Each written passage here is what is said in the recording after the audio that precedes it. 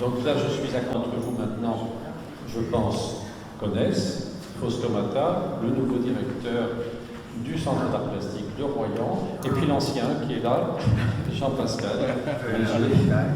Donc la plupart d'entre vous connaissent, mais il y a aussi, maintenant on se connaît un petit peu, mais la nouvelle équipe autour de Faustomata.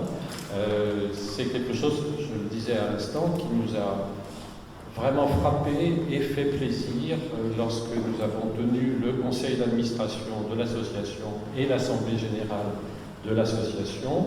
C'est la présentation de cette petite équipe nouvelle qui m'a paru très bien, très sérieusement choisie. Il a pris le temps d'ailleurs, Fausto, pour choisir les membres de cette équipe. Et je trouve qu'il y a quelque chose de collégial là, qui me paraît très rassurant pour l'avenir, et plus que rassurant, qui va permettre d'apporter du nouveau à cette association. Et puis, avec nous aussi, elle se tient un peu sur le côté, mais on va lui demander de venir à nos côtés, Muriel Kleinholz, qui est dans cette exposition l'artiste invité, dont les dessins sont présentés dans la petite salle qui est là, et puis une grande peinture qui a été peinte en commun entre Muriel Kleinholz et Pierre-Yves Baume. Alors Pierre-Yves Baume, nous venons de lui parler au téléphone, il cherchait désespérément à nous joindre parce qu'il est très malheureux aujourd'hui d'être à Roubaix et de n'être pas avec nous. Mais c'était une chance. Muriel devait venir à Saintes ces jours-ci et elle m'a demandé si elle pouvait être présente ce matin. Je crois que nous sommes tous contents de sa présence. Bonjour. Voilà. Donc, je sais pas, oui, finalement, peut-être que tout va être, les chaises seront peut-être occupées parce que venez vous installer si vous désirez. Voilà. Bon, je rappelle simplement pour ceux d'entre vous qui ne le sauraient pas que le Centre d'art plastique a été créé par Marie-Vonne et Henri Georget fin 1989, qu'ils ont mené ce centre pendant 25 ans avec une très grande qualité d'exposition, d'accrochage aussi, une véritable ambition pour un centre qui était petit, puisque moi j'ai connu l'espace, la moitié de l'espace dans lequel vous êtes installés aujourd'hui, donc c'était vraiment quand même un très petit centre. Et ils ont exposé vraiment des grands noms de la peinture, de la sculpture, pour des artistes comme Eduardo Gilda, comme Gaston Chessa, comme Hans Hartung, comme Pierre Tacquois, Olivier Debré, etc. Vraiment de manière remarquable. Et aussi certains artistes qui étaient moins connus, ce qui est tout à leur honneur. Et parmi ces moins connus, certains sont devenus beaucoup plus connus d'ailleurs, comme par exemple Pierre Buraki, qui est maintenant très largement exposé et célébré, et qui a eu 2 expositions personnelles au Centre d'art plastique. Et je rappelle aussi que dans cette ambition que les Georgets ont donnée au Centre d'art plastique, il y avait la volonté de gratuité qui est essentielle et que nous avons maintenue là pendant les 10 années passées, et je pense que ma nouvelle équipe fera tout pour maintenir aussi cette gratuité. Et bon, j'ai toujours envie de saluer en particulier quand même les valeurs défendues par Henri Georget, qui a marqué beaucoup ce centre, et qui a marqué d'ailleurs beaucoup d'élèves, parce qu'il était un grand professeur de philosophie, et que j'ai souvent accueilli ici, ces anciens élèves, y compris un certain nombre devenus professeurs de philosophie, parce qu'ils avaient eu Henri Georget comme professeur. Voilà. Mais maintenant, il y a une page là, qui se tourne, et une nouvelle histoire qui est engagée. Et j'ai proposé, au début de cette exposition, que nous fassions cette rencontre, Fausto et moi, aujourd'hui. Et encore une fois, je pense que ça peut être bien aussi de circuler un petit peu dans l'exposition et de ne pas être toujours à écouter un petit discours comme ça tenu par nous. D'ailleurs, je crois qu'on va peut-être s'asseoir. Ça sera moins magistral, si on peut dire.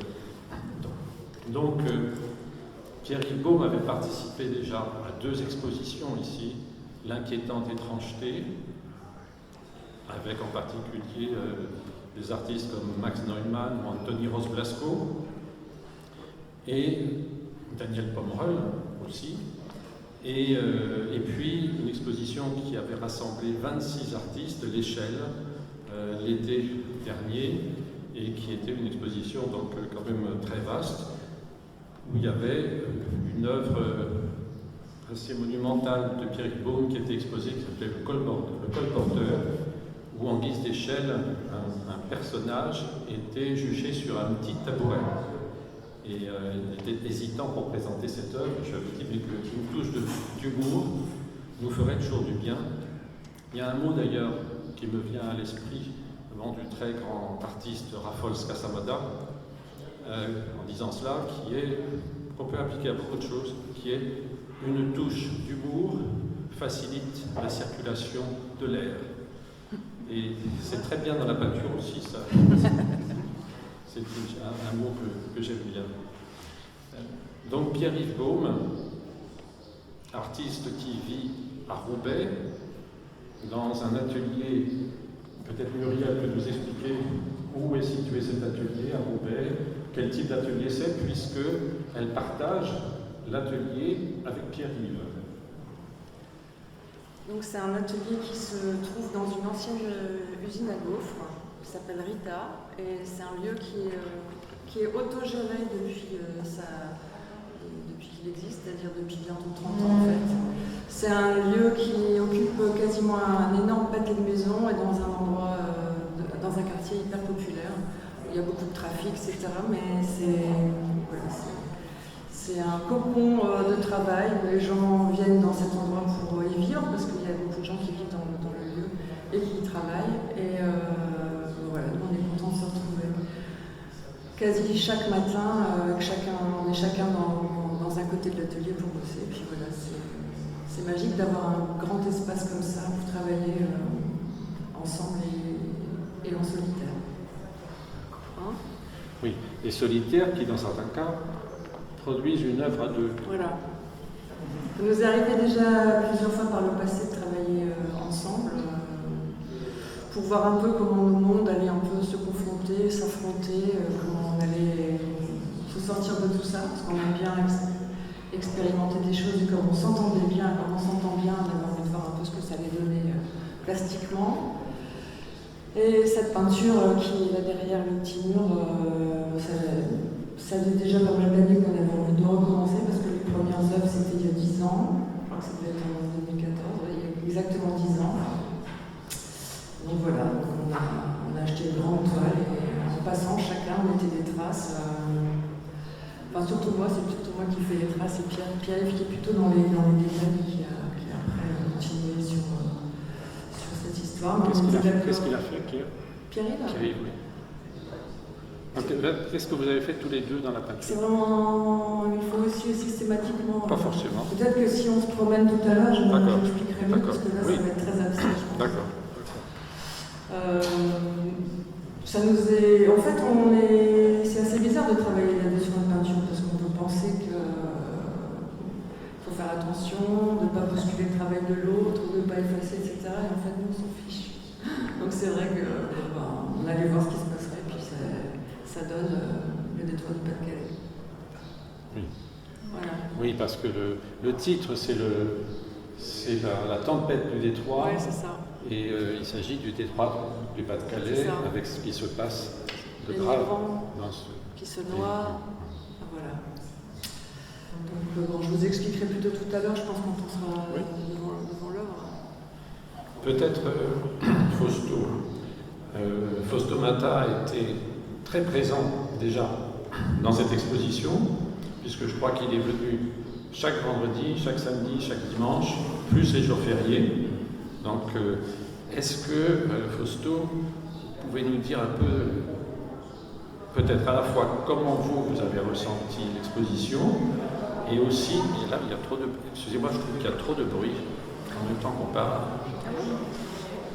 Il faudrait pousser la porte, et puis on entend trop. Enfin, en tout cas où nous sommes, ça gêne. Ouais.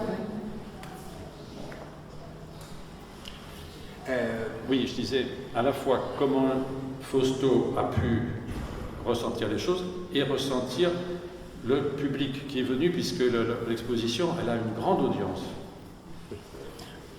Oui, elle a une grande audience, mais au préalable, je voulais remercier Jean-Pascal Léger d'être venu exprès de Paris pour cette conférence. Il assure la prévente. Et aujourd'hui, vous avez 2 directeurs pour le prix d'un.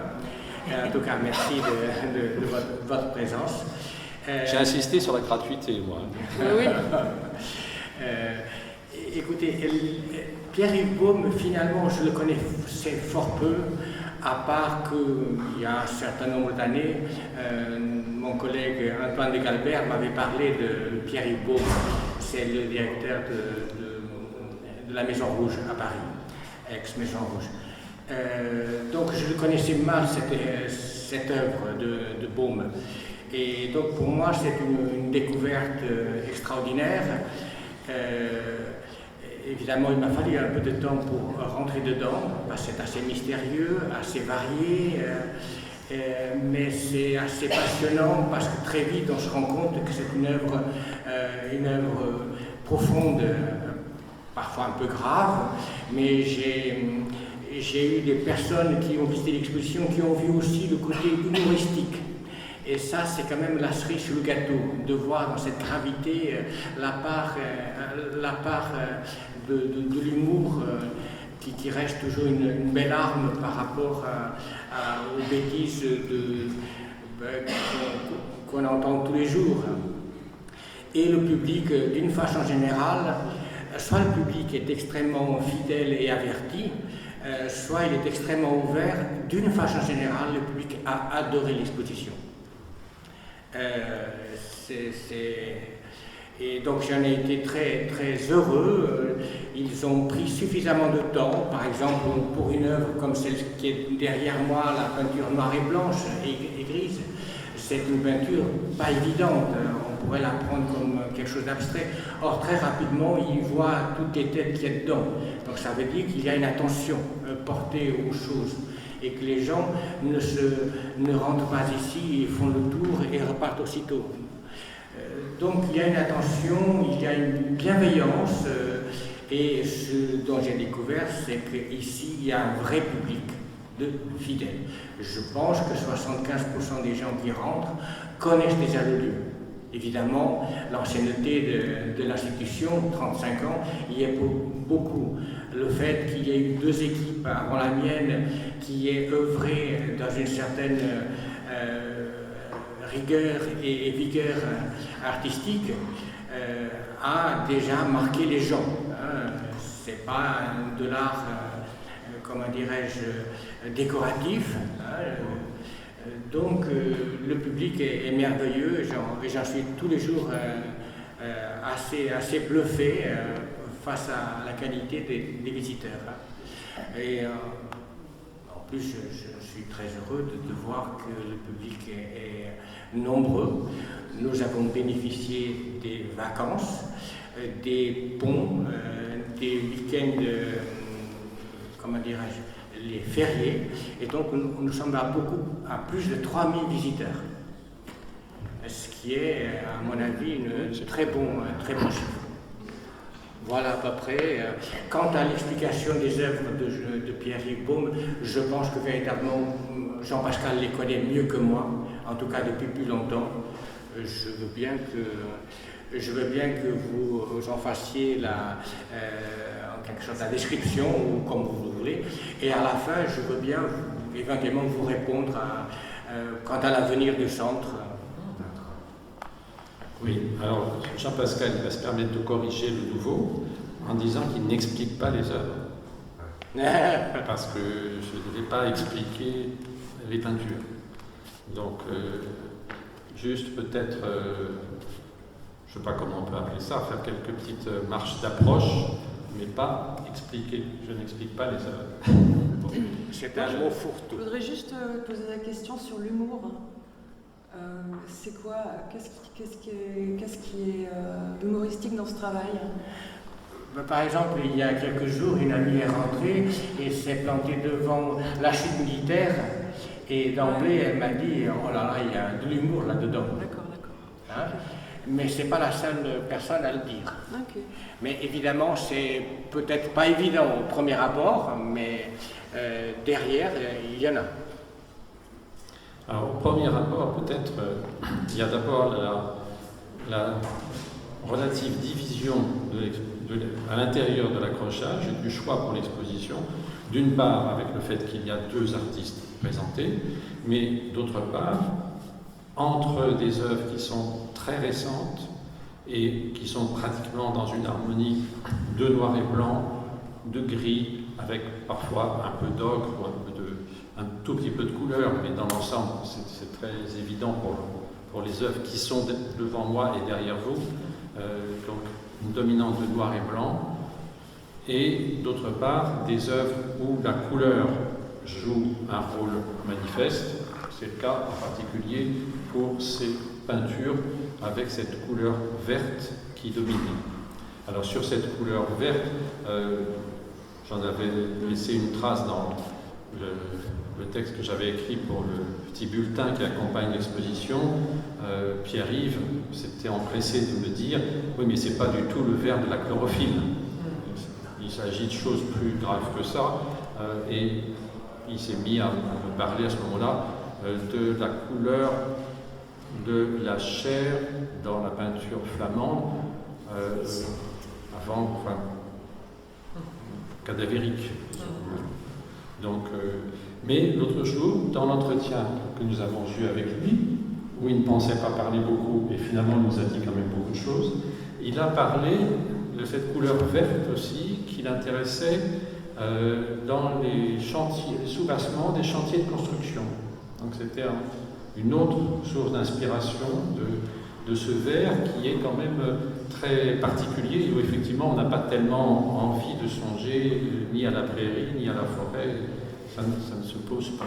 Donc ça c'est une petite remarque comme ça sur la couleur, c'est très loin d'une conception de coloriste cherchant à faire jouer la couleur peut-être pour elle-même, comme c'est le cas évidemment de Matisse, de Rothko ou de Rafael Casamada, comme j'ai cité tout à l'heure, qui donne à la couleur le rôle de communication par excellence. La communication, en l'occurrence, elle ne passe peut-être pas d'abord par là, dans l'œuvre de Pierre-Yves Baume, ce qui montre d'ailleurs que, encore une fois, que dans les œuvres en noir et blanc, ça ne veut pas dire que le noir n'est pas une couleur, mais il y a quand même une suppression de cet élément coloré qu'il y a dans la peinture du Détroit. Et là, je crois que c'est Muriel qui a dû engager la couleur. Et puis en particulier ces grandes peintures vertes, et il y en a d'autres d'ailleurs avec ce vert qui est frappant. Après, ce qui est frappant aussi, dans la petite marche d'approche que je propose, c'est évidemment le fait qu'il y a, dans certains cas, une notion de volume qui apparaît, avec ce qui est apposé à la surface de la toile, avec ses pendentifs, ses breloques, ses éléments de peinture, ses bracelets, etc., qui sont apposés, c'est le cas très nettement là, ces petites pièces de tissu, ces pendentifs, etc., qui sont apposés à la peinture, ce qui n'est pas le cas, très peu le cas dans les peintures les plus récentes, mais ce qui a donné lieu à beaucoup d'œuvres de Pierre-Yves Baume qu'il a pu appeler des rituels ou des reliquaires. Maintenant, il ne donne plus ces titres-là à ses œuvres plus récentes, mais ça c'est important, et en particulier derrière Muriel se trouve un tableau, je pense vraiment majeur, qui nous avait beaucoup frappé dans une exposition de Pierre-Yves Baume à la galerie Christophe Gaillard à Bruxelles, un tableau qui s'appelle La folie du père. Et donc il y a ce fond vert, où il y a aussi des éléments qui sont apposés. Dire qu'il y a du volume, c'est beaucoup dire pour ce cas-là, mais oui, il y a me fait le signe, en effet, il y a la couture, ce qui est très important, parce que c'est une chose aussi à préciser par rapport à Pierre-Yves. D'une part, comme je le disais, le volume est À ça d'ailleurs, je voudrais rappeler qu'il existe un très très beau catalogue d'une exposition de Pierre-Yves Baume au musée de Tourcoing, qui a une grande qualité. Ce catalogue, c'est d'abord par son importance même, mais aussi le fait que certaines œuvres font l'objet de 3 photographies. Une œuvre photographiée de manière frontale, comme on le fait toujours, une œuvre en situation dans un espace qui permet de se rendre compte du rapport de la dimension, tout simplement, mais aussi une œuvre prise souvent de profil. Et ce qui fait apparaître ces éléments à poser, parfois ces sortes de clous presque aussi qu'il peut y avoir dans des œuvres. Des gouttes de peinture. Voilà, des gouttes de peinture. C'est très important de regarder aussi la peinture par le relief. Pourquoi? Parce que, à un moment donné, Pierre-Yves Baume n'a pas voulu, c'est une sorte de, oui, on peut dire de crise, travailler avec le pinceau, mais il s'est mis à travailler en brodant. Il a employé lui-même le terme de broderie, en perçant la peinture d'une série de petits trous qui peuvent se disposer en ligne et en appliquant la peinture par l'envers de la toile et en faisant sortir donc des gouttes de peinture. Ce qui donne, dans certains cas, l'idée d'une sorte de pointillé qui va rétablir la ligne, mais aussi introduire une sorte de relief et une technique qui lui est très particulière et qui situe aussi le travail du peintre de manière singulière par rapport à l'histoire de l'art, évidemment. Je dis cela, Pierre-Yves Baume a intéressé en particulier quelqu'un comme Antoine de Galbert, dont parlait Fausto, qui est quelqu'un qui a beaucoup montré les artistes d'art brut, et il s'est beaucoup intéressé donc à l'œuvre de Pierre-Yves Baume.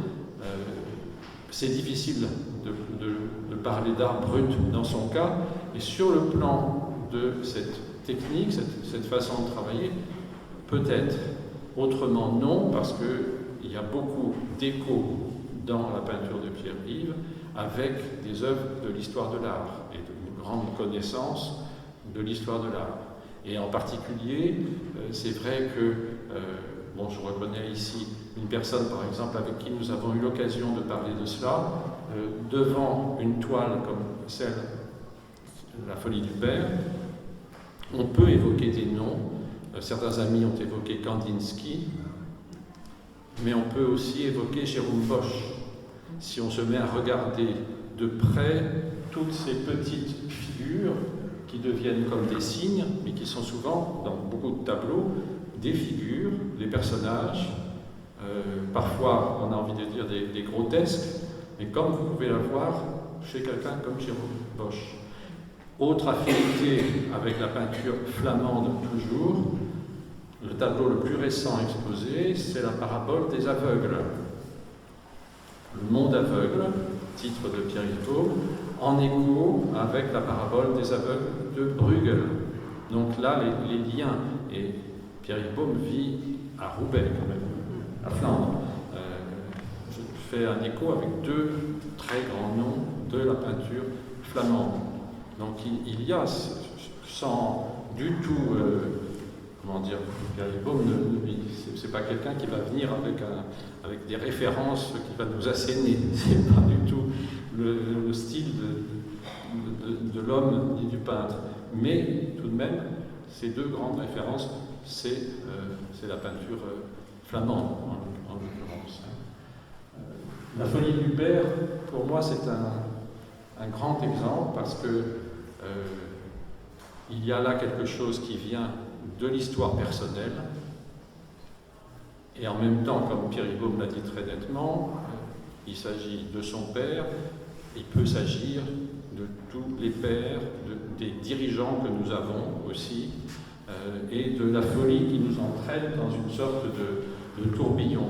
J'ai été frappé, pour ma part, de voir Alors je fais peut-être une petite fixation étant donné que j'ai vu beaucoup d'échelles avec l'exposition à l'échelle, mais ici il y a une petite échelle également. C'est intéressant de voir que l'échelle telle qu'elle est placée, elle débouche à peu près sur le point de fuite traditionnel d'un tableau, et que ce point de fuite, c'est un point noir, un point d'opacité, d'inconnu d'une certaine manière. Et en fait, en pensant justement à des expositions que j'ai organisées ici, que certains d'entre vous ont pu voir, j'ai pensé par exemple à quelqu'un dont la peinture n'a pas d'affinité directe avec celle de Pierre Beau, mais à Pascal Piron, que nous avons exposé. Il y a dans l'œuvre de Pascal Piron très souvent une masse noire qui peut être déplacée, qui souvent est en hauteur et qui pèse sur le tableau de manière différente, en laissant réapparaître une fraîcheur de la couleur, de plus en plus importante d'ailleurs depuis quelques années, mais il y a comme ça un inconnu qui pèse sur le noir. Et ici, je ne veux pas exagérer les choses, ni les expliquer, mais là, disons qu'en y repensant, simplement, je pensais quand même dans ce tourbillon-là au rôle des Noirs qui peuvent être oppressants, en tout cas, qui peuvent nous faire nous interroger. Je suis un peu influencé par le fait que tout récemment, j'ai visité une exposition de Joachim Bandau, qui est un artiste allemand qui a 90 ans, qui a été très marqué dans son enfance par la fin de la guerre de 1945, par les destructions en Allemagne et par l'architecture militaire des nazis, et très oppressé par cela. Et il fait une œuvre à la fois de sculpteur, donc qui s'appelle Bandau, B-A-N-D-A-U, à la fois une œuvre de sculpteur très minimaliste, très rigoureux, et des aquarelles, et c'est ça qui m'avait fait aller voir l'exposition, sur lesquelles on s'interroge beaucoup, parce que ce sont des rectangles très géométriques, superposés les uns sur les autres, et créant une masse, un rectangle noir d'une densité incroyable, alors qu'il s'agit d'aquarelles. Et cette densité, on s'interroge beaucoup dessus. Et en fait, elle était présentée à côté de photos d'architecture de bunkers. Et on a l'impression, j'ai discuté avec le galeriste, que face à ces rectangles noirs, on est à la fois face à un trou noir et en même temps peut-être au fait d'en échapper. On peut ressentir ça avec tout le mouvement qui entoure ces rectangles. Alors, je fais de la superposition entre des artistes différents, mais je vous dis, on peut peut-être s'interroger dans ces œuvres-là sur le rôle du noir. En tout cas, encore une fois, cela intéresse Pierre-Yves de se fonder très fort dans l'émotion même de l'évocation d'une histoire personnelle, de souvenirs personnels, et en même temps que cela devienne peinture lorsque ça atteint une dimension qui est beaucoup plus universelle. Et c'est d'ailleurs là que, personnellement, je dis, là, il dialogue avec des gens comme Kandinsky ou Jérôme Bosch. Et ça ne l'intéresse que quand ça prend cette dimension universelle. Mais c'est le cas pour d'autres tableaux qui sont accrochés ici, où il y a cette dimension biographique très forte et en même temps une empathie avec ce qui se passe. On peut le dire évidemment pour un tableau qui est un hommage à l'Ukraine et une